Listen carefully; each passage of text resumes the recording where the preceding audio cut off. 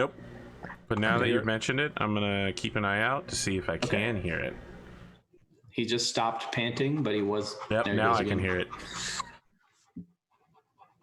Listen, people will or won't deal with it. I guess I can try and turn my gain down. Yeah, well, well, that could technically attempt to help in some way, shape, or form. Do you still hear? Or we could pretend it's you. Ooh, that's true. We could pretend it's rad. So mine's 2 fame. Killing back this 2 or more weight classes lighter. All right. I'm glad we got that out of the way. Friends, it's a slow start here today for what some are calling Season 4, Episode 26, Disc Wars. It's, you know what? Let me tell you something. June was a fucking horrible month. It could have been conceivably the worst month in my entire life.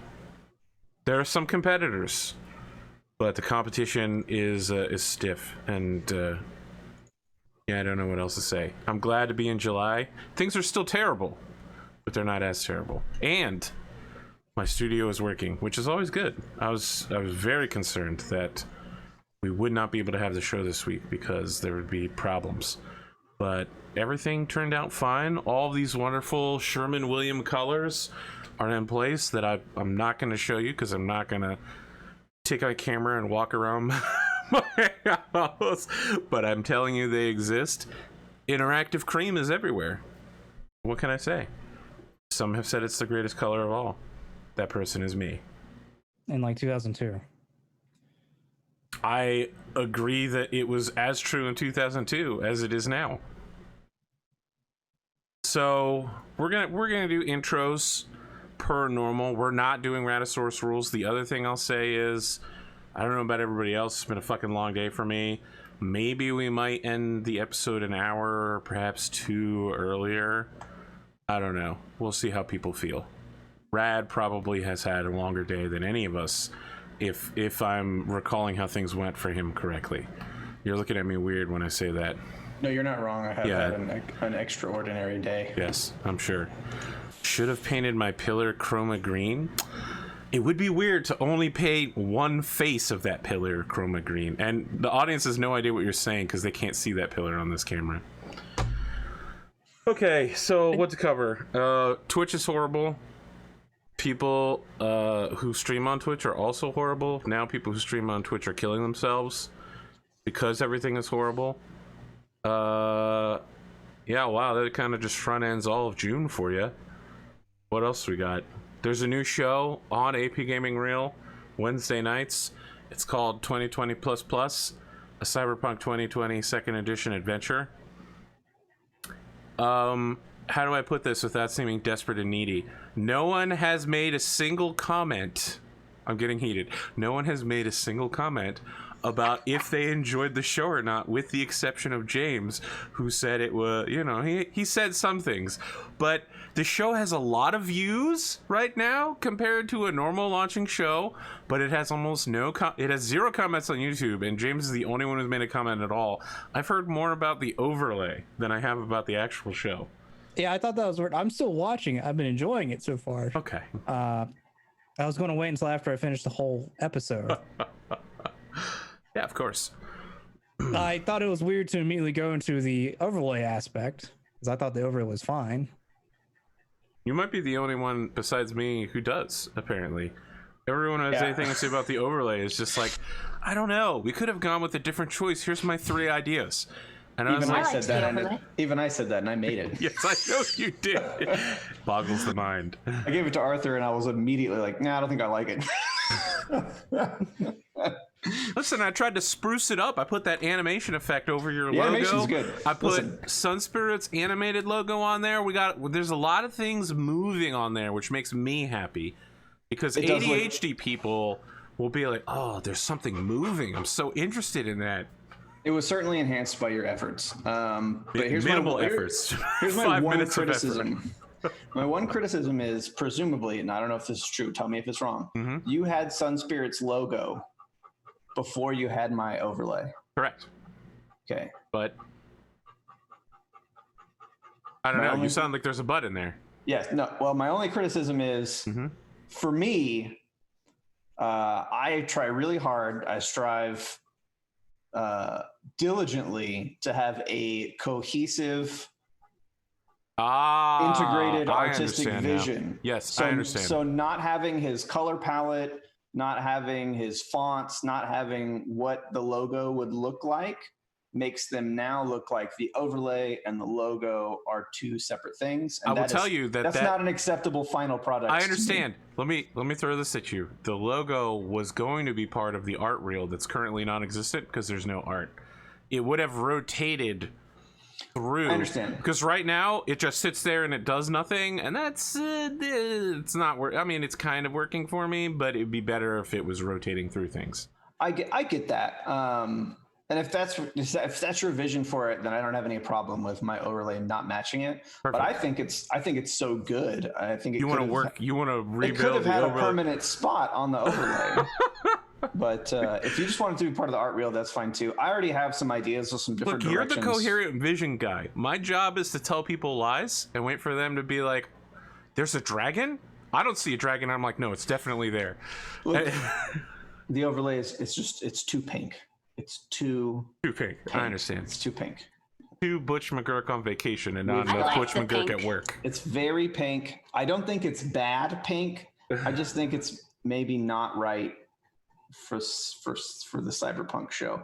I looked at kind of like retro cyberpunk stuff, and I looked at the more modern cyberpunk, like 77 stuff. And I want to move it towards the 77 stuff, where it's a little more, maybe cyber themed as opposed to like 80s themed. I guess maybe is what I'm saying. A little grittier, a little staticier. I don't know. So I don't have a great grip on how the animations can play out or what our overall capabilities are with that. So it's hard for me to conceptualize around that without knowing it. But then if and when Cyberpunk Red comes out, how are you going to differentiate the overlay for that? Given that'll be similar. Well, it's not going to be called Cyberpunk Red. It's Cyberpunk Red is out. It's going to be called Cyberpunk 2077, the RPG. Okay. Cyberpunk Red is there in between. Oh, okay. Okay. So when Cyberpunk 2077 comes out, how are you going to differentiate that show? Yes. Overlay I'll just start completely over James and make an entirely new overlay. That's probably what I'll do. Well, I'll tell you, we already have a logo for that show, so maybe I'll send you that logo ahead of time, and then you can build the whole overlay. But it's not animated; it's just a static image. Listen, the most important part, and maybe this is spoilers. So if you want to know what the vision is for the Cyberpunk 2020 plus future overlay is, I do want to know that vision. Earmuffs, don't be spoiled. But my plan is to have kind of a foreground. Not an entire cityscape, but at least some city elements, and I want to have I want to animate a little pixel body being tossed off the roof and falling down the side of the building, just like on a periodic loop, just every once in a while. That'd be perfect. That would be fucking incredible. I don't think it will work on the RP overlay, but I think on the battle map, I'll be able to do it on the battle map. Yeah. I think. I love that. I'll have to get with Eric on how to make that work. At one point in that show, someone had to throw someone off a roof. At one point. It's traditional where I come from. I think it was James's idea, right? Where like whatever the first time they meet Dante Fierro, they're like, Dante will see you on the roof. I was like, that's fucking amazing. His office is on the roof. His office has roof access, and it. Listen, I don't want to spoil too much, but there is a giant open bay door window. Yeah, that's what I imagine. That he can throw people out of, and the area beneath it, on the ground, has a splatter zone marking and has a parking attendant who keeps people from stopping there, so that they won't get injured when a body is thrown into that spot. So let me put this to you: how easy is it to sort of mix like the pop-ups for things like new subscribers into the overlay, so that a body gets thrown from the window every time someone subscribes? Pretty easy, but you have to have that animation ready. Like someone would have to make that animation as like a video of some kind, like a web animation. Have like a trigger for it. Yes. Yeah. The trigger, we can definitely get the trigger to work. Now, in that regard, some of you know that overlay noises are too loud for me, and in fact sound like they're not too bad for the audience. They're horrifyingly loud for me. Using dark science and literal years of effort, I finally figured out how to lower their volume. So now you can no longer subscriber bomb me and injure my ears permanently. Suck it, audience. You should still subscribe though, Twitch Prime. All right, I don't know what else to cover with my intro. It's been a weird time. You know, it's a terrible opening for a movie. No one goes, it's been a weird time in the Republic. The Clone Wars are kind of, like, the Chancellor did some things that were good, but also some things that were bad.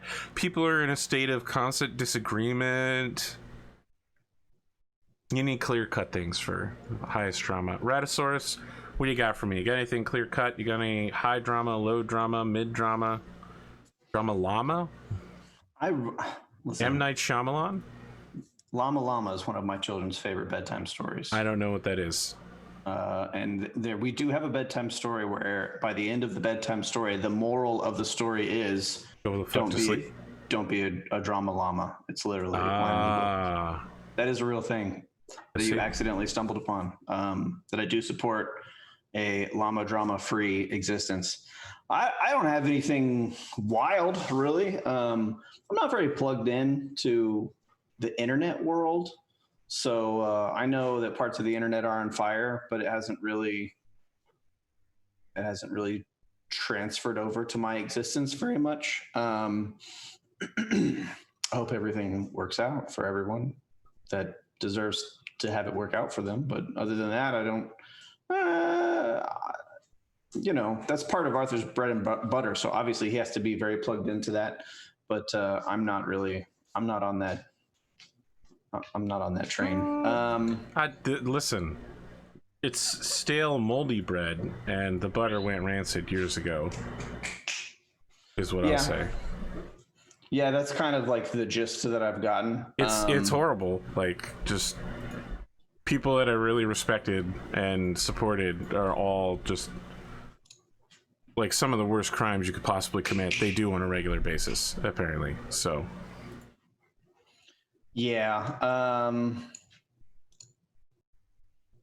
It's an unfortunate situation for all involved. It's nobody wants to be a part of a culture of degenerate community. You know what I mean?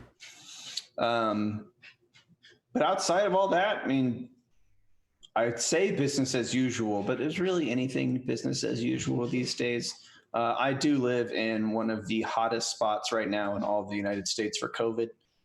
So I'm kind of ground zero right now for the pandemic. I understand it's also literally one of the hottest spots in the world. Also that as well. Yeah. Yeah. I was outside at 2:00 a.m. this morning, sweating my balls off. Like, there is no cool of the night here in Houston. It was probably like 86 degrees outside, 97% humidity. It was like walking in warm chicken soup. So yeah, I've been awake since roughly 1 a.m. I did get about a 5-hour nap before that. So I'm good. I don't feel tired yet. The military has blessed me with many skills, one of which is the ability to fall asleep anywhere at any time, as long as I sit still long enough. So I have pretty good control over falling asleep. As long as I'm engaged with something, I stay pretty alert, pretty on task. So I'm good for tonight and good for the episode. I don't think I'll have any problems. I might even stay up and play video games after the episode's over. Who even knows? I do have a visiting dog, so I'm sure that you see me turning around looking a lot. I'm just making sure he behaves himself. So that's you can't see, he's off camera, but I have a big dog here that I'm petting. He's big. He's probably like an 80-pound dog. He's quite large. So yeah, that's really all that's going on with me. My kids are bouncing around, being crazy over at my in-laws' house. So the house is relatively quiet for now. I have tomorrow off. It's pretty rad. So 3-day weekend. I've managed to secure 3 4-day work weeks in a row now, which has been pretty awesome. So Not bad. that's about it. I talked about my overlay. I feel like that was kind of the big portion of what my intro was going to be. So yes, sir. Well, it was an overlay, and it still exists. It exists in my data files and in my heart, even if you get rid of it later. I feel like we could just scrape the logo off of it and use it again for something else later. Make it an offer you can't refuse. I feel like it'd be great for some cotton inspired show. Just put it on there. Okay. We James. see that on the Warren. There you go. Not yeah. Nope. You just need to do Cyber Warren.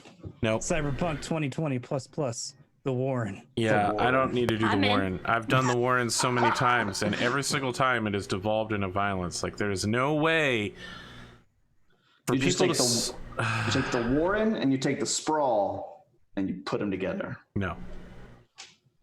I've been thinking about this a lot. That in most of the RPGs I play, people's first choice of interaction and problem solving are violence, and I don't know. Maybe I want to move away from that. I did try to run away. It didn't work. Well, I don't disagree with that, and it's not specific to any one game of the Warren. It's that in every game of the Warren, people use the forbidden move of violence. Does that mean you're going to start playing like the Vampire Masquerade games and stuff like that?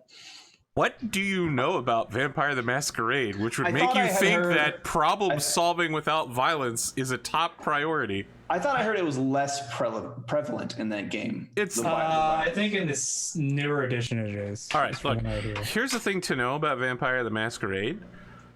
Whenever I hear before the last month, whenever I heard sexual assault in a tabletop RPG setting, I would put down a bet that it would be Vampire the Masquerade, and I would be right 95% of the time.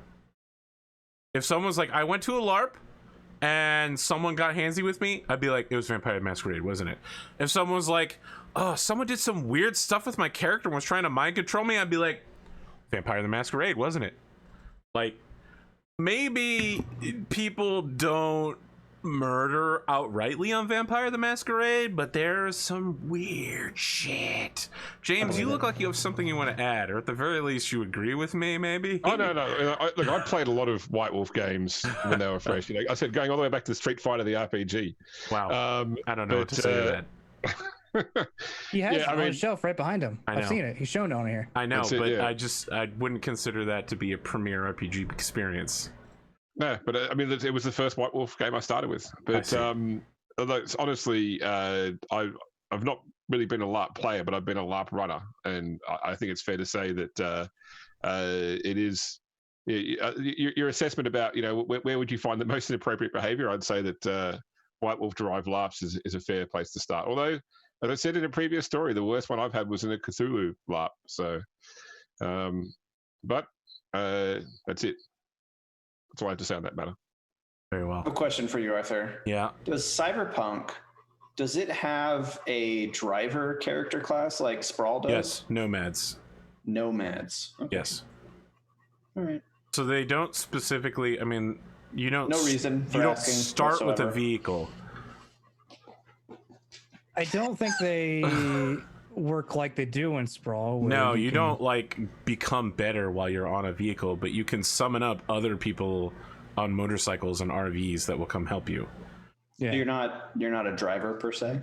Like you don't- So nomads are like zerglings. You don't have skills or abilities that are specific to making you like a getaway driver or anything like So that. the nomad primary skill, I mean, their skill set, their primary kit involves the driving skill and some piloting and other things like that.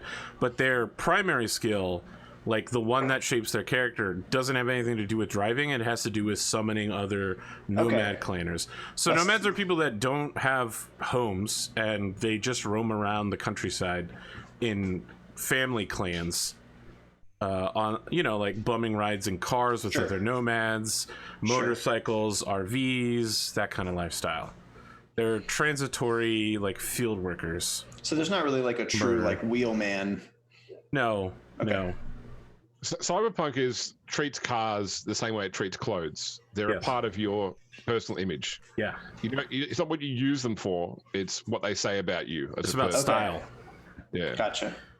If you're looking for a driver type character, it doesn't exist because all of the cars are actually pretty scary to begin with. How do you mean? Like they're dangerous? Hitting someone with a car is a great way to kill them, like nearly instantly. Kind of like in real life, the mass transfer of a car to an individual is pretty bad. And all of the armed vehicles in the game tend to be like, I don't know, I mow down a crowd of people in an instant with a chain gun. And then I use my other chain gun to scratch my nose, because I have 2 chain guns for no reason. Well, one's for scratching your nose, obviously. That's hardly no reason. All right. And there's a crayon dispenser inside, just in case the Marines get... Yeah. Excellent. It's like a froyo machine, except for crayons come out instead of yogurt. I prefer the lime green ones. Yeah, no reason for asking. It won't come up again later, for sure. Yeah, I'm sure. That's super suspicious. We won't talk about like cameos or NPCs or anything like that in lieu of payment for overlays. Look, here's the thing. I'm probably, the Patreon email goes out in the next couple of days. I'm probably gonna solicit either characters or chip types. Because you can do anything you want with chips. You can make some. You can do like rock music of the 1960s. You can do like all. I don't know anything about that. How do the chips work? So you plug them into your body, into your neural reality stuff. No. It's literally like how to perform actions or databases of knowledge. Oh, it's like I know Kung Fu. From Matrix. Yeah. Okay. Yeah. So like there are chips to perform all of the major skill groups, but then you can get a chip that's like knowledge based, like. Know everything, like know all of the Star Wars movies. Okay. Know every line of every Star Wars movie. You could plug in a chip, and then your brain would have the entire script of, at that point, the 3 Star Wars movies in existence, 4, 5, and 6, which are the only ones that exist in the Cyberpunk universe. Those are the only ones that survive till the future. Yeah. No, because Phantom Menace didn't come out until what, like 99? And the Cyberpunk universe starts at the late 80s, so it never happened. I mean, Marilyn Manson dies in the late 90s in the Cyberpunk universe. I don't know why they singled out Marilyn Manson, but he's dead in that universe. A lot of cyberware and a lot of chipware is named after people that have either famously used it or created it as well. Correct. Yeah, they have a lot so of Rad, if you want to talk about cameos on the show, I know that you're a big fan of transforming dinosaur flying tanks. I don't know that those exist in the Cyberpunk universe. No, but I bet taco trucks do. Yes, taco trucks 100% exist in the Cyberpunk universe. That's all I need to hear, good sir. You could even have an armed taco truck, but you could not have one that turns into a dinosaur and flies.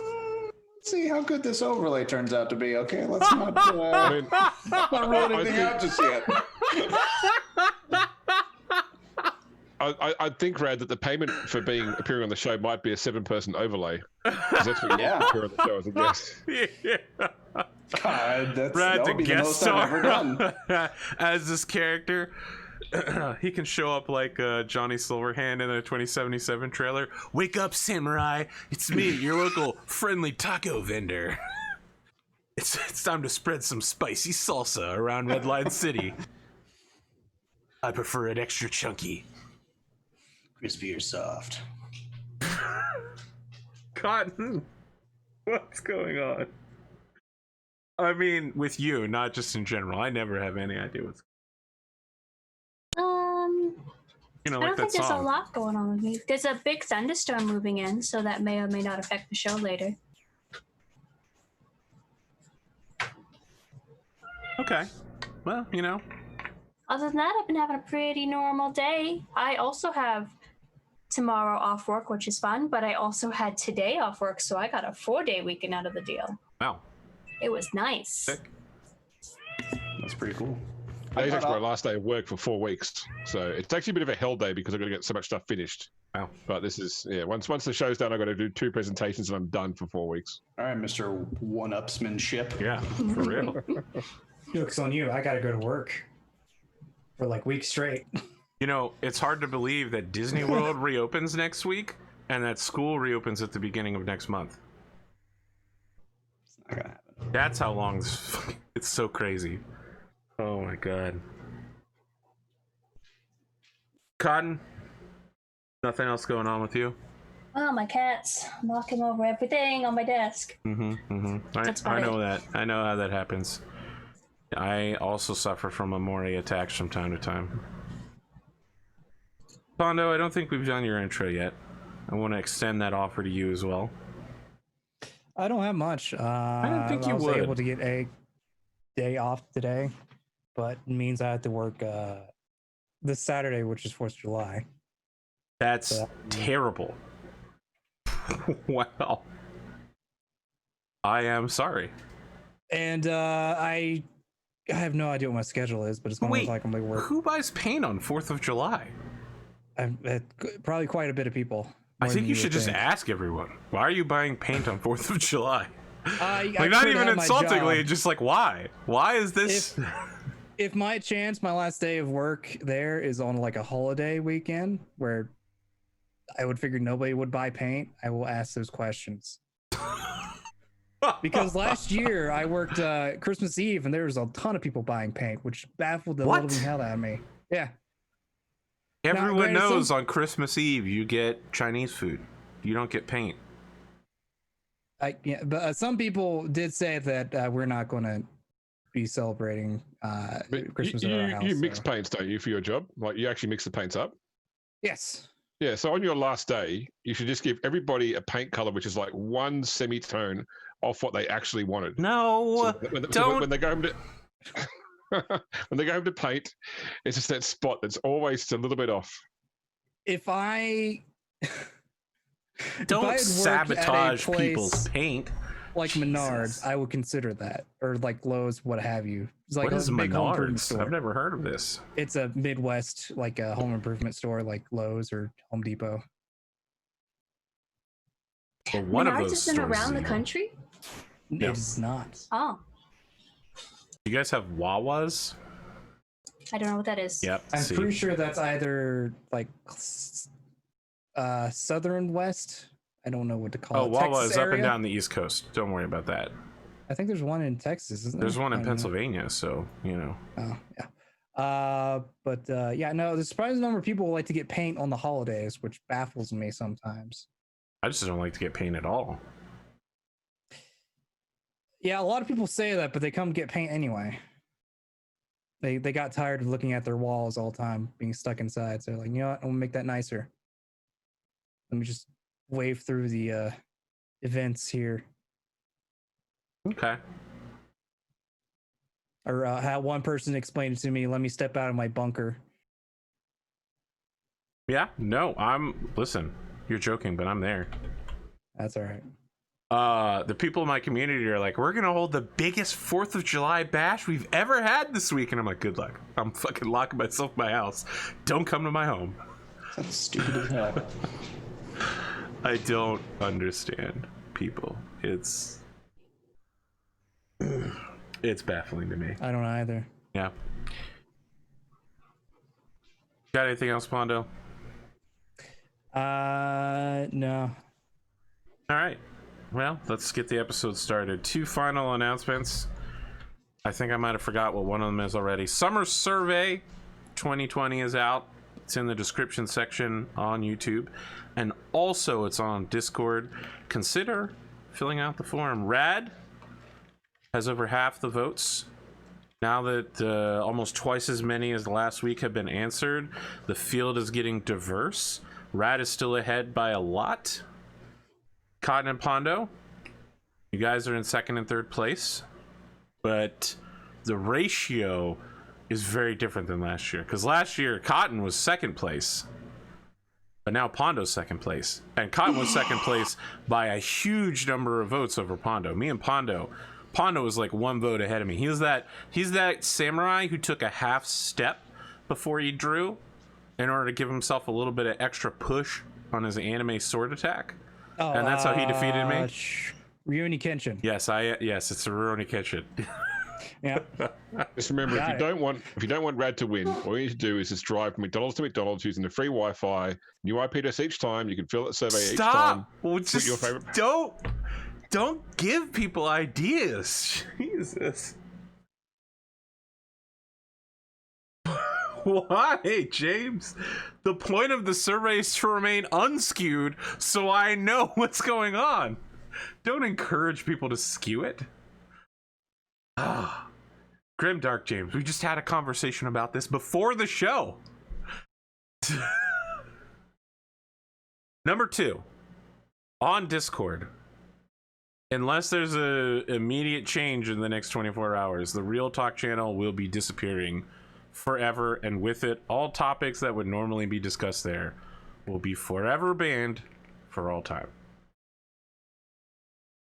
That's it. I mean, we're just completely removing politics from the channel. People don't come here for it, and everybody's always mad.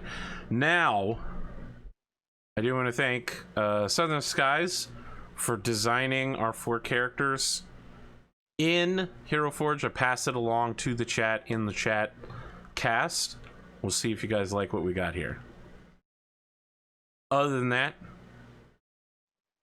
3 days after the end of the last episode, your dropship is getting a secure laser communication from deep space near the planet ahead of you, indicating that it needs the dropship to slow down and expose its fighter bay for craft recovery as soon as possible. Oh, he didn't die immediately? Oh my God. Wow. Just gonna keep this meme going, huh? I'm just saying, our track record with aerospace fighters is not great. That we have a 100% no contest mortality on rate. that. Yes. Usually they die as soon as we send them out. They go like, boss, we can either help you out on the field here, or we can stop the bombers from getting to you. Stop the bombers from getting us. Okay. Die. I expected it to just explode on the cat before it even left the dropship, so... That sounds like a man who's read the chapter on lamb. Yes, but it's a clan experimental lamb. That's why it hasn't exploded yet. It was going to explode, but it transported the explosion into the dropship. We just get the wide like Top Gun shot of like the F-18 like on the flight deck with the guy and the we can see him in his canopy and he gives us a thumbs up, and then it's just like a liquid explosion of red inside, and the canopy is just painted in red all of a sudden as he turns on the ignition, and for no reason it's just like evaporated. Wow. All right, so that's how Goose dies in your alternative Top Gun universe. He's like, eh. Speaking of which, I've seen that Vikings trailer, Northlanders today. Norseman twice. I think I'm gonna watch it. It's really good. Oh, I should mention, I got through all of Love, Death, and Robots. Listen, some of those were really good, and some of them were fucking awful.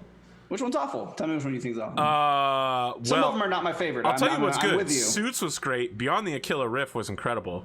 Also really good, yeah. The Russians at the end of the Siege of Stalingrad hunting Hellbeasts. I thought that was really good. That one was really good. I didn't care for the couple with the refrigerator with the thing in their freezer. Yeah, that was dumb. Like that one. I didn't like it either. I'll tell you what was the one that I thought was the most radish was hunting Dracula with military mercenary guy cool, and his 2 dumbass friends. I was like, this looks like a character that Rad designed. Is he on the list? Like, doesn't it? It seems like it. Yeah. It's not just that, but like the voice actress who I would have expected you to cast. Who is the voice actor? I thought it was the guy who plays J. Jonah Jameson in all the Spider-Man movies. I thought I constantly was expecting him to ask me to bring him pictures of Spider-Man while he was running in the tunnels.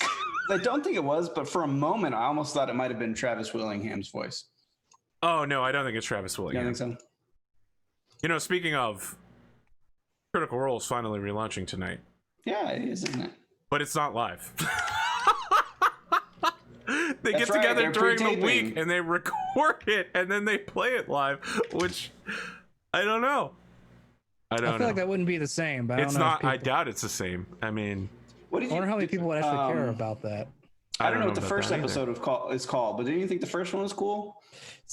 Where they controlled the monsters and had the monsters. Yeah, I like that So one. on I thought that one was Netflix, cool. the order it's out of order now.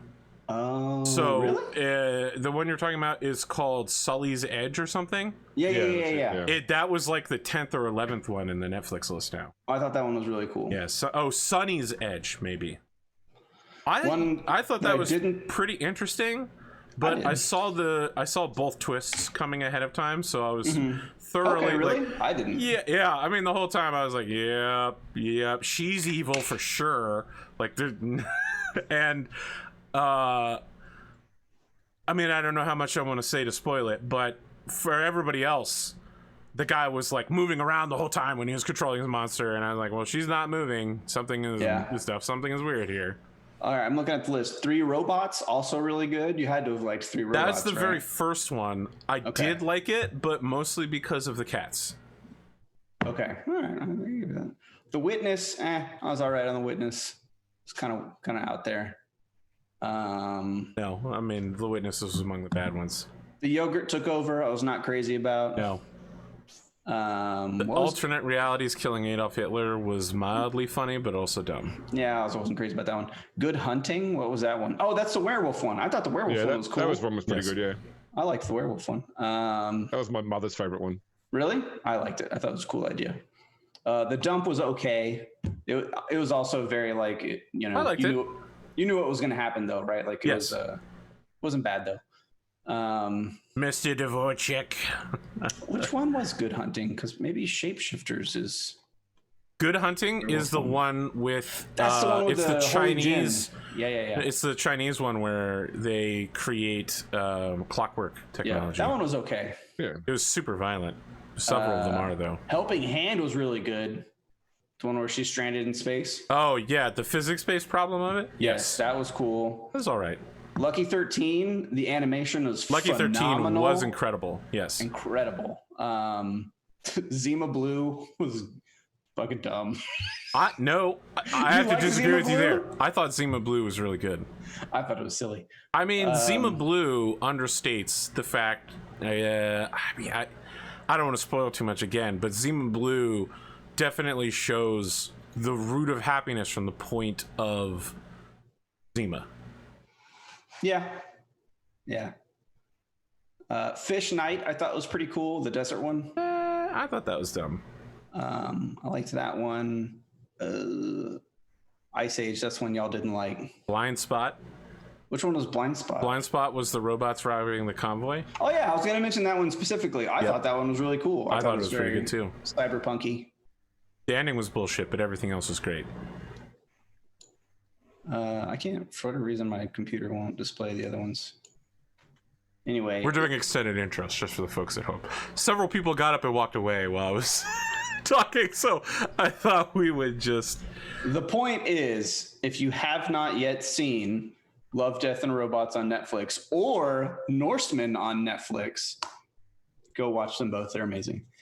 I will preface Norseman by saying, I think a lot of people don't realize like PC culture is different in every country you go to. And Norseman is not an American production. So they have different limits when it comes to certain topics of humor. So keep that in mind. I think maybe if you're a sensitive soul or you're concerned about, I don't know, risque messages or people using certain avenues of humor, then I would say, watch it, but be aware that you might encounter some things that might brush up against you. I wasn't bothered by any of it personally. I think most of your Battletech audience probably wouldn't be either. But I don't know. I'll just put Way that to out paint there. them into a box. All right. I'm an artist. That's what I do. I put things in boxes and circles. It's Battletech, so it's a box. I'll say this about that Norseman trailer. Like, the final third of the trailer is just a guy talking about putting horns on a helm. So and every part, he's just like, it's a fashion statement. Fashion is about taking chances. Yeah, like every part of that sounded like an advertisement for a fashion show. And I was like, this is so dumb. It's like watching someone talk about fashion on a basic fashion head show. covering, but then you add some extra materials and it becomes something else. It becomes something more. It becomes a story. And I'm like, yeah, I've heard really pretentious people say that shit. That show came out around the same time you were doing Saga of the Icelanders. So it was so good. They have what is it called? A Hongong? Where they do the duel, right? The duel. island walking duel. Yeah. Yeah. Interesting. They have one. Homgonga. Homgonga, that's what it is. And it's very early in the show. One of the Viking guys, the main character, is kind of, everybody loves him. He's kind of an idiot, but everybody loves him. They're like, man, you really need like a wife and some land and stuff. And he's like, yeah. So he just goes to some poor farmer, like this landowner who's kind of like, I don't know, I guess it makes you kind of like a noble or whatever, or the Viking version of a noble. And he's like, hey, he's real nice about it. It's like, oh, how are you? Things are good. Okay, all right. Well, Humganga, because I need a wife and stuff. And the guy's like, oh, fuck. Because he's just like a guy. Wow. He's like, nothing personal, people are like, I should get some property, and I thought that was a pretty good idea, so I'll see you tomorrow. The guy's like, oh shit. All right, let's get back to the show instead of second intros.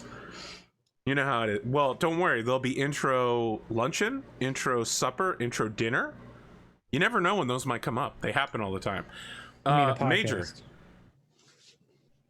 Yes, Major here. You are being asked whether you want the ship to slow down and possibly receive this incoming craft. Can we confirm that is our friendly craft? So the captain says, actually, no. We're having trouble getting a IFF read off of it, sir. We don't think it's not our craft, but we also don't think it is our craft.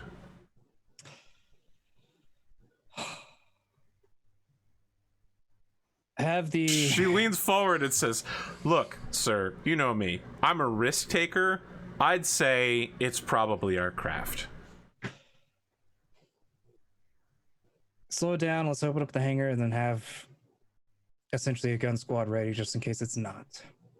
So since we brought up the physics last week, slowing down, because we're already slowing down on the way to the planet. Correct. We're decelerating. Yes. Which means we decelerate harder, which means that we're all weigh twice as much on board the ship.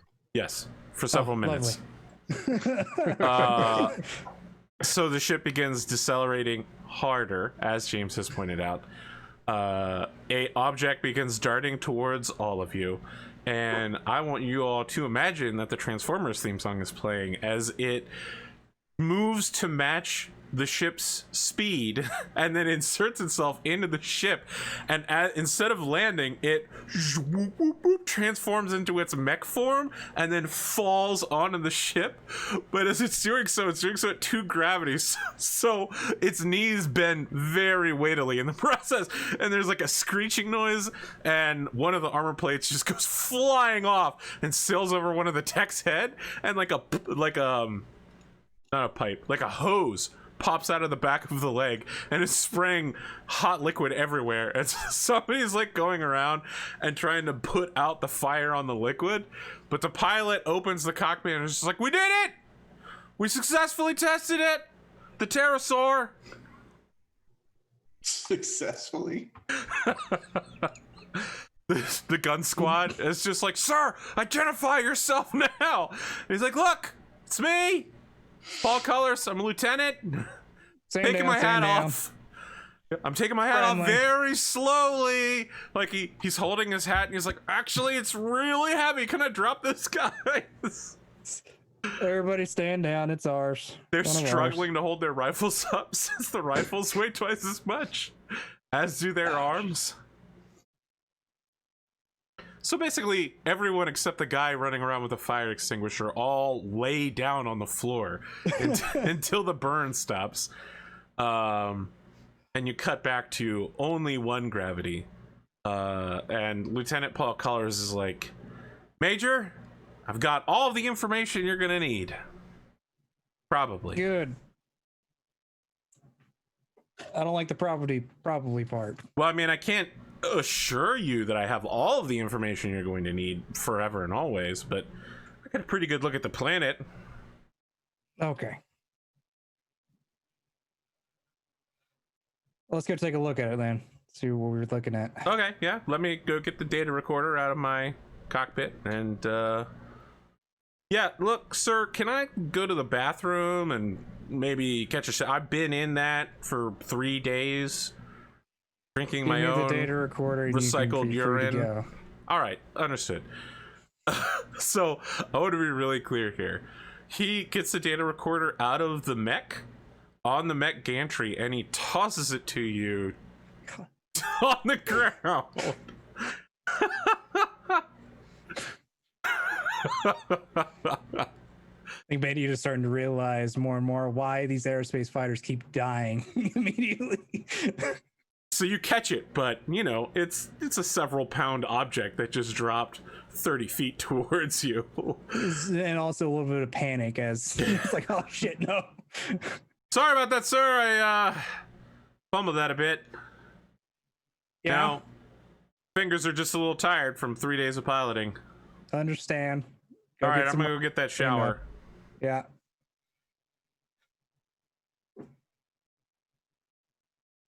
I think Bainey just takes the data package up to the bridge, or You're gonna go to the command briefing room. Yeah. I forget what it's called. Yeah, I see. Command Information Center. Okay, so when you plug it in, it displays a planet. The planet's tidally locked, so one side of it always faces the same direction. That side of the planet is a horrific lava hellscape filled with methane gas. The other side of the planet faces out towards deep space at all times and is a cold, frozen hellscape filled with methane gas. But right at the edge, there's a narrow band where it's always sunset that is filled with a strip of breathable air and temperate temperatures. Equatorial temperate zone.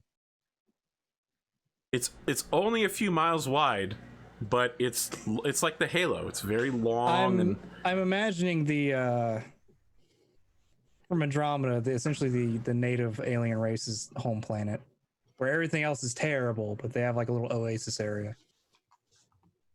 I don't know what that is, but let's say yes. The oasis is the entire length of the planet. Oh, okay. It's a strip that goes around the planet.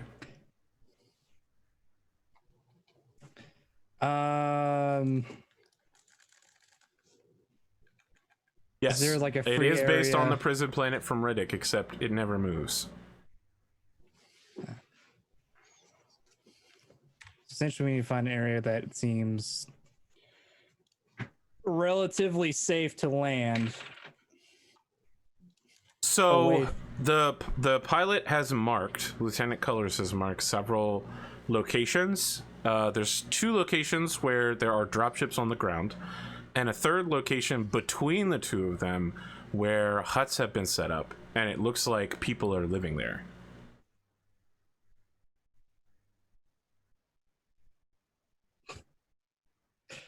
That sounds intriguing, but that'd leave a sandwich situation. How far is the distance between the two of them, essentially? Several kilometers. Enough that they can't see each other, but not far away enough away that they couldn't reinforce each other quickly. Right.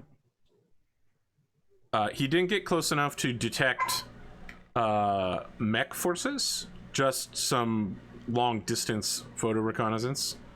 But right. It definitely seems like this habitable zone is inhabited by local people. Whether they were pre or post clan is uncertain. But whoever they are, the clans now surround them.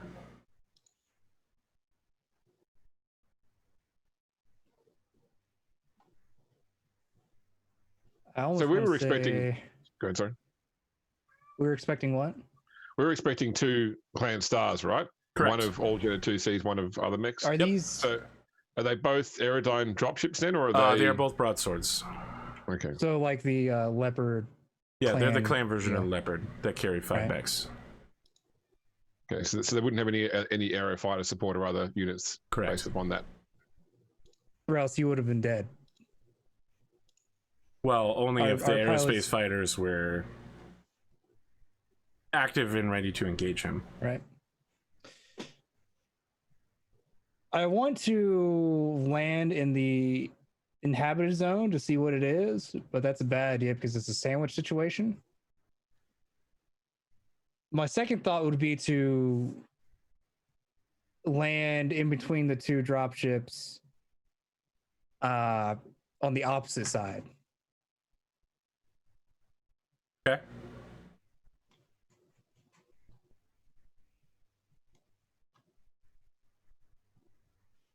So to give us a little bit more time to dig in. So let me give you a theoretical example of the scenario I've set up for tonight. All right? Yes. And we'll work off that because I know that you and maybe James, but almost certainly Rad will try to put a twist on it that's smarter than what I've set up. I was hoping for a laugh there from anybody, but I will almost certainly put you in immediate danger and harm's way. Small, but I was muted. So I've got 2 stars of Battlemech forces here, and I was going to give you your choice of which star you wanted to engage first. And if you land with 250 tons or fewer of mech weight, the amount of time it would take for the reinforcing star to arrive would be much longer than normal. So, to put it another way, if you land with a lot of heavy mechs, you'll have to fight both battles in short but not immediate order. But if you land with a lighter composition, now I'm not saying exactly 250 tons gives you a lot of choices, but a lighter composition would allow you to fight one battle before the reinforcing battle shows up. Okay. What do you guys think about that? So essentially, if we decide to just drop down with all our medium mechs, that's nowhere close. I think your full medium mech lance is only 195 tons, but you'll have to double check that. Yeah, it would leave wiggle room to bring in one larger mech, essentially. Well, 2. Not all. I mean, some of your mechs are not 100 tons, surprisingly. The Mascari. I'll throw out there that I have every intention of taking the Centurion. I have no interest in taking the Crab on this mission. Centurion. We'll go ahead and lock that in here. Yeah, we know we're dealing with light mechs, and the Dervish I picked as a light mech hunter, so it makes sense. The Centurion is 100% a light mech murder machine. It's like what it's designed to do. Use 55. How much is it, Dervish? 40? 50? 55. Is it 55? Yeah. So it's 110 so far. Yeah, we would. It'd be because after that point it would be 355-ton max. Will be 165, so we would only have about 90 some tons, which. Yeah, so there's kind of no way for it to not be the entire medium lance. It would be, yeah. You could sub out one of the 55 tons for a bigger one, as long as you took the Arctic Cheetah. But otherwise, I think we're better off just sticking with all mediums. But that sounds fine. How heavy is the Arctic Cheetah? 35 tons or 30 tons, something like that. 30 tons. But it's a clan mech, so. Cotton, are you okay with the Arctic Cheetah? I know that you've rocked the Marauder a lot, so I wasn't sure how much experience or how much interest you've got in the Arctic mech. The Arctic Cheetah at all yet. You've used the Arctic Cheetah twice. No, I used the other. I just got the Arctic Cheetah. Didn't you use the Owens previously? Yeah, I used the Owens. At the beginning of the season, yes. But then the rest of the time... We haven't fought a light battle since I got the Arctic Cheetah that I remember. No, you've used it like 2 or 3 times. I know you've used it at least once because you were tickled pink to circle around and shoot a bunch of people in the back. Yeah. Yes, you used it with the Glimo guest battle where you ran around behind all of my dudes and shot them in the back, and I was very upset. You also used it for the supply raid. With Eric. That true? We all use mediums there. I don't think that's true. It's true. I do remember using it in the one where I got to walk around the pillars and shoot people in the back, but I remember not being able to finish that battle for some reason. We definitely finished it. It happened because you completed the mission objective. Did they just surrender or something? I remember not being able to shoot the guy that I was gonna. Okay. We murdered them all, actually. Yes, they were all super duper dead. We got the objective, and then they try and run away, and then we just kind of murdered them after. But we did use all our medium mechs for the supply raid because essentially, if we used our heavies, Eric's mech would have been outclassed heavily.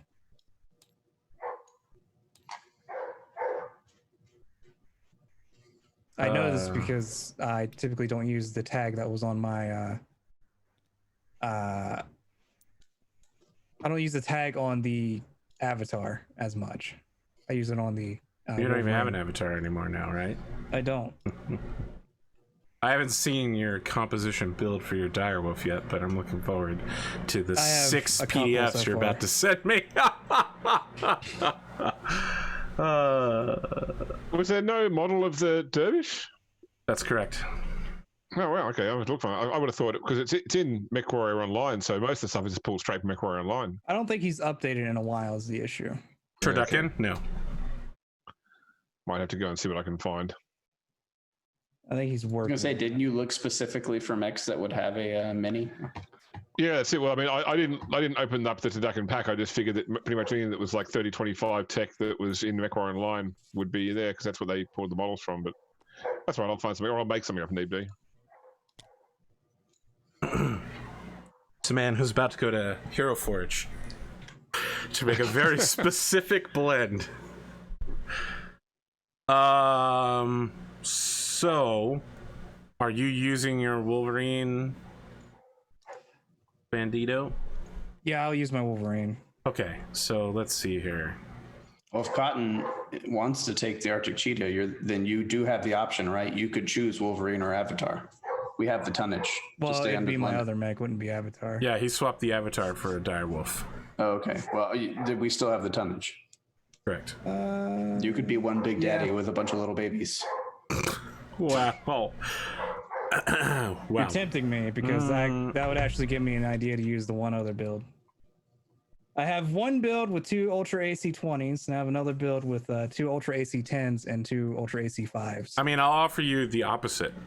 If Cotton isn't comfortable using the Arctic Cheetah, I'll let you take the Marauder 2 and count that as within drop rate, as if everybody else stays in their mediums. That sounds fine to me, too. But I don't want to force Cotton to do anything she doesn't want to do. I'm fine doing Arctic Cheetah. Okay. And it looks like we have a mech blend here. It's artisanal. Do we have a color for you yet, James? I mean, I usually pick red when I go into TTS, so. Okay. I mean, you could change the color of your sheet, is what I mean to say. Everybody else seems to usually pick a specific color. I thought Cotton normally picked pink, but this Arctic Cheetah is very non-pink. Well, that's why I thought I didn't use it yet, because I usually switch the colors right away. I see. Well, but I do remember using it in that one battle, not the other battle, though. I don't remember using it then. I mean, my Centurion always switches colors back, too. I always have to recolor him. He never stays the color I make him. All right, let me see if I can move us over to the map without any bad things happening. Nothing bad has happened yet. Just gonna wait for everyone to load before I do anything else so that nothing explodes. I am here. Okay, All Might. Can y'all hear that dog barking? Yes. Okay, bummer.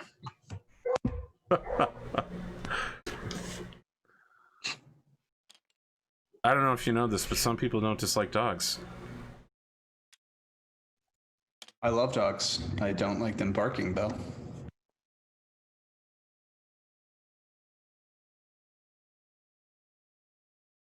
The thing you need to know about dogs is that all dogs go. Don't say go to heaven, because that's very false. And I believe in the end of the first movie, one dog goes to hell. But he goes to heaven at the end of that. In the second movie, he's in heaven. Wow. You notice I didn't finish it. I have to tell you, I really like the alligator in that movie doing the song. It's one of my favorite songs out of that whole thing. It's even got it has the song, what's yours is yours and what's mine is mine. The more you share, the more you're gonna get. So check the armor and internal structure counts on the sheets below because they're all completely out. Totally incorrect. That's right. Almost all of them are going to be very wrong. All right, let me see if the thing I set up earlier will work correctly. Oh, that's working so far. Here's a look at our battlefield for the audience. A little crooked, but I'll buy it.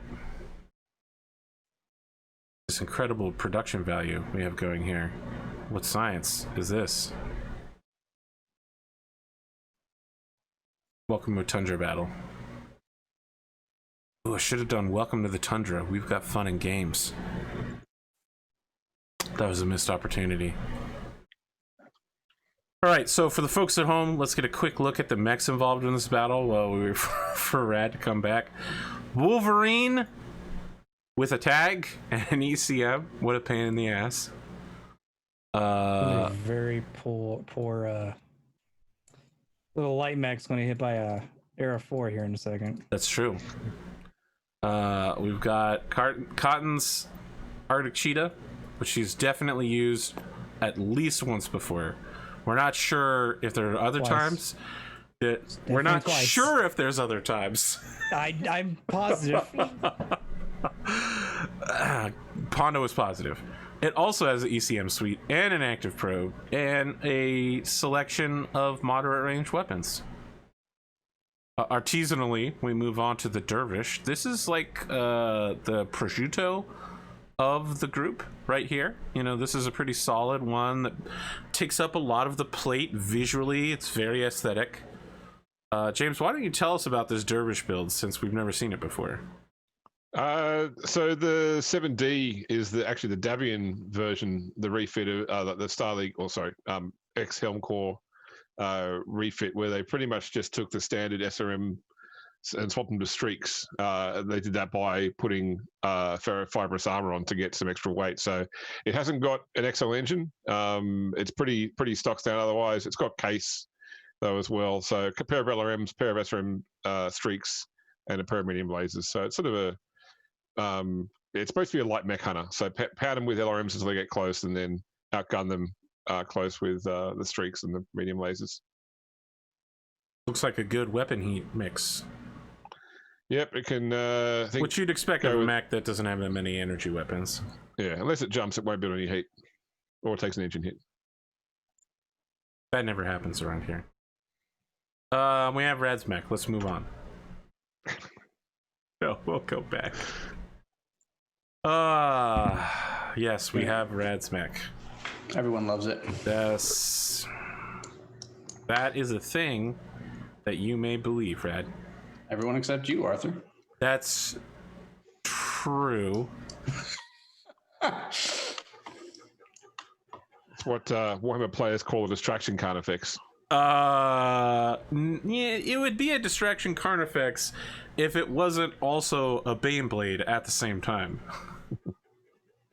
That is a... Yes, it's not going to be anything. Listen. That is a truly welcome compliment. Thank you. Thank you. Yeah. Perfect. It is the Beyblade of mechs. Some would say. Some have said. You don't even know what that means. I know what Beyblades are. Baneblade. Oh, no. Sorry. Beyblades. That's what I'm talking about. Little spitty things that you shoot at each other. Yeah, bays. Baneblade is a big boy tank and 40k. Oh, I don't care about any of that. Here's what's important. My mech is the best there ever was and the best there ever will be. All right, Triple H. It's based off the Centurion B or 1B, Centurion 1B, which is the 55-ton version of the Centurion. It is decked out in the latest and greatest experimental technology that a mech can have, courtesy of yours truly, Heavy 7, as well as, and predominantly due to his partnership with one of the cutting edge, really an artist is what he is. I love that you're talking up Billy an Williams. NPC. Yeah. It sounds like you're talking up another player, except No. he's a fictional character. Billy Williams, okay? Billy Williams is the NPC that Butch McGurk had basically invested all of his, I don't know, in D&D you would call it downtime. All of the time I wasn't playing Butch, he was establishing his fame and fortune as a Solaris up-and-comer / gladiator / movie star. Movie star, yeah. And he invested all of that into his friendship and partnership with one Billy D. Williams, who... No, his Wyndham. His middle name is Wyndham. Billy Wyndham. And his last name is Williamson. Williamson, that guy, Billy. I'm not going to deny that he's not based off of Billy D. Insofar as his name is literally William Williamson.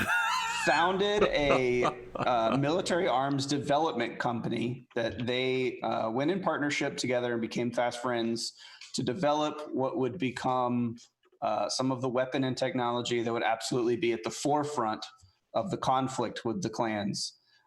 So this Centurion is carefully and meticulously designed to operate within a specific heat envelope so that it can activate all of its bells and whistles at its beck and call, at a whim, at the drop of a hat.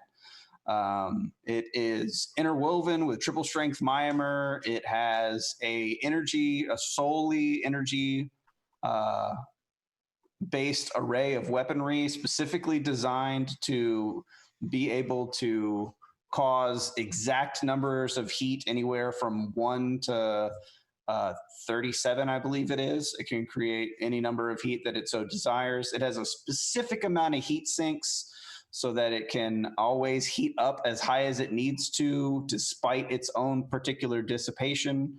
By activating its supercharger, it can charge into battle 12 hexes at a time, intermediately, so that it can get up close and personal to deliver devastating melee attacks on enemy mechs. With its triple strength Myanmar and its supercharger, it can cross the battlefield and deliver punch attacks, 3 punch attacks, because Butch McGurk is a melee master, 3 punch attacks per turn, each having a 1 in 6 chance of KOing a mech of any size, because his punch attacks and his weight are specifically calibrated to deliver exactly 12 points of damage, which is enough to knock the head off of even an assault mech. So yeah, that's what it is. It is a hunter and killer. All of that being said, it has all of the weaknesses that any other mech would have that is focused on short range to extreme short range capabilities. It has recently been, and this sheet right here does not reflect it because Arthur has not added the new sheet, but it has recently been modified on this trip by Billy Wyndham Williamson. It sent me new builds. Which one did you want? The newest new build? I'm trying to remember what the 2 were. I'm scrolling up now. I sent you 2. I sent you one that was this same sheet, corrected. Yes, version 2, and the tag launcher. Which one did you want? Yes, the tag is the one that Billy has built out for him. Right. So the Centurion is now equipped with a tag laser. And the way he was able to make room for that is Billy has ripped out the ER large laser and found a way to integrate in a clan ER large laser. So the Centurion's primary weapon has been upgraded to the clan version of that weapon, and it has made just enough room, 1 ton worth of space, to cram in a tag laser as well. The clan ER laser produces the exact same amount of heat as a regular ER laser. It just has it has a little bit longer range, and it does maybe a little bit more damage. But it 2 points more damage. It still fits exactly into the heat envelope, which is what's most important about the Centurion, designed to operate hot. So he still needed a weapon that produced exactly 12 heat, and the ER clan laser still produces exactly 12 heat. So it was it was a no-brainer to swap it out. Of course, a feat only possible because of the genius of Butch McGurk's good friend Billy. All right, let me see. Who was recently inspired by Butch's words. That is true. He actually double down on their mission. Is this the new sheet correctly? Yes, sir. Okay, fantastic. I will also point out, full disclosure, yeah, for Arthur, for whatever reason, I could not figure this out. Maybe it's part of the program. I don't know. But in upgrading the large laser and adding a tag actually brought the battle value of this mech down. I don't know why that would be. That is odd because but for whatever reason, the battle value dropped almost 200 points. Well, your gunnery and piloting skills also switched. You used to be gunnery 3, piloting 2 on the last sheet. So maybe I would say that might have made a difference. I think though on the version 2 sheet I gave you, same pilot, same gunnery, over a 2,000 battle value. This one, better weapons, like 180 points lower. Don't know why. But just so you know, when you calculate battle values, the Centurion has gone down for some reason. I don't understand it. It has something to do probably with Solaris Skunkworks, their algorithms or whatever that they have that calculates that stuff. But yeah, I don't know. Didn't make any sense to me, but that's where it is. Yeah, simply clan stuff is a higher battle value because it's. This sheet doesn't show the stats for the supercharger though. No. I wonder if that's why. You're right. It isn't showing it, but you know what the difference is. I know that it's on it though. Okay. Yeah. All right. So let's take a look at the enemy opposition. Commando 2 Clan Edition. I'm just going to call them 2Cs from now on. We got 2 of them. Lots of SRMs, some lasers, not a lot of armor, but it's got some. We've also got crowd favorite, Jenner 2C, only missile weapons. Oh God. Only missile weapons. Actually... Lot of dissipation, so surprisingly it can spam all those missiles. And I don't know if you know this, but every cockpit comes with a free copy of Darude's Sandstorm for the missile spam. A crowd favorite, an oldie but goodie, the Urban Mech, but Urban Mech 2 Clan, which can go faster, almost twice as fast, surprisingly. Yeah. It could shoot longer. Every part of the Urban Mech 2C is better than the Urban Mech in every way. And just so you know, the pilot's call sign is still Hitman, even if he's a clanner. I think it has less armor than a typical Urban Mech, though. Yes, well, I don't know what to tell you about that. Locust 2C, 8 ER small lasers. If there was ever a mech we could stick Tanarax in, it would be this mech, and he would be happy. I find it funny that the Locust 2C is slower than the Jenner 2C. What can I say? Except you're welcome. A old model that we've seen a lot of, but not this specific brand, the Kit Fox making another appearance with mixed-winged long weaponry.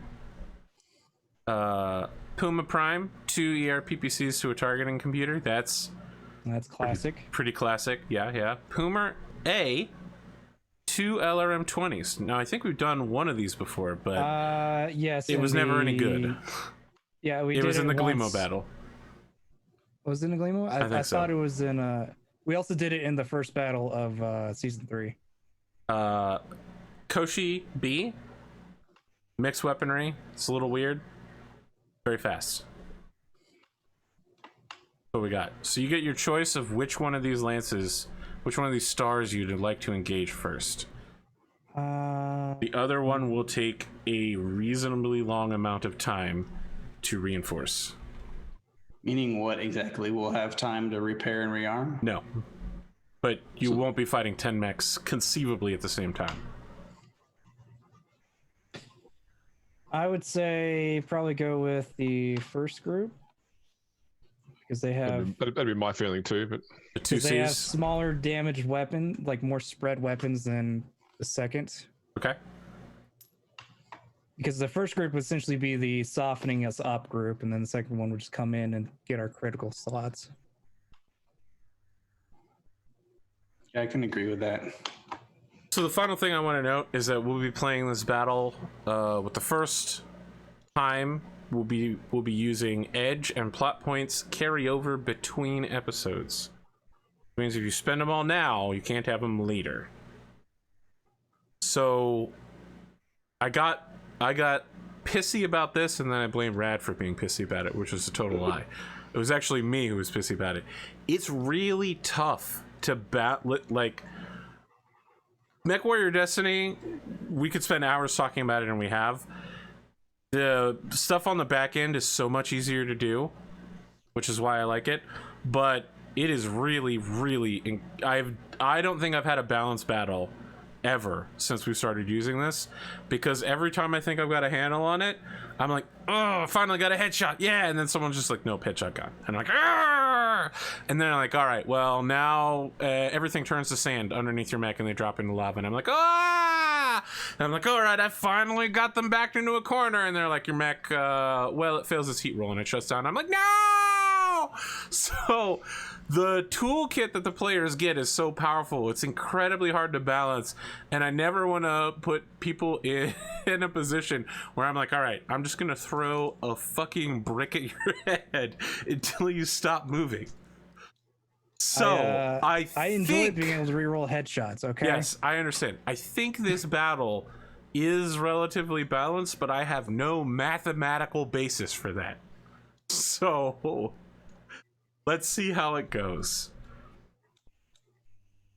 And we're almost at the break anyway. So, as the aggressors, I'm just going to let you choose which side of the battle map you want to come in on before we roll for initiative.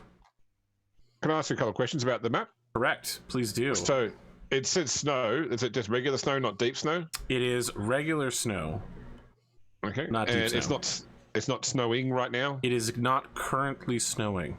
Okay, and the If you temperature wanted is not low enough to have... I could get a snow effect, but yes. That's right. And the temperature is not low enough to affect heat. That's also correct. Okay. That was my questions. Oh, is the water depth, so it's not frozen over water, it's actually water. All correct. Okay. There are no tricks to this map. Are we playing along the short axis or the long axis? That is a choice for all of you to make. Okay. I offer it to you which axis you would like to come in on. Oh, we're not going to roll for it? Nope, you're the hunters. It's like the Attack on Titan theme song. We actually want as much sightline as possible. So I think we kind of want to be over this direction. See, especially Group 1 has nothing at long range. Yeah. So we want to spend as much time as possible getting across the board. Now, they are all fast, though. Yes.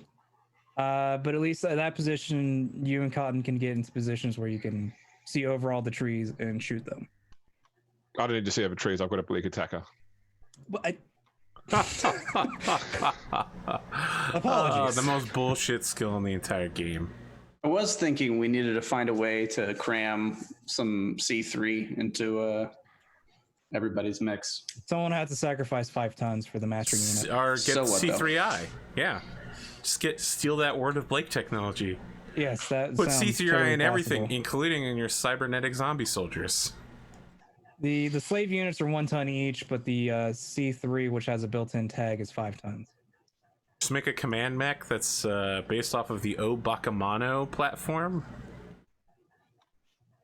Fantastic. Does Medusa have OA? Yes, Medusa is a Bleakotecher and a number of other tricks. Do we want to do this over here? I say this side. Right. Just because it gives Okay, so Cotton, just not for James apparently, just for the audience's sake, more benefit. You all are coming in from this side, which means I am coming in from the other side. That's not working. Let's try that. Yeah, that's dark enough to be seen. Okay.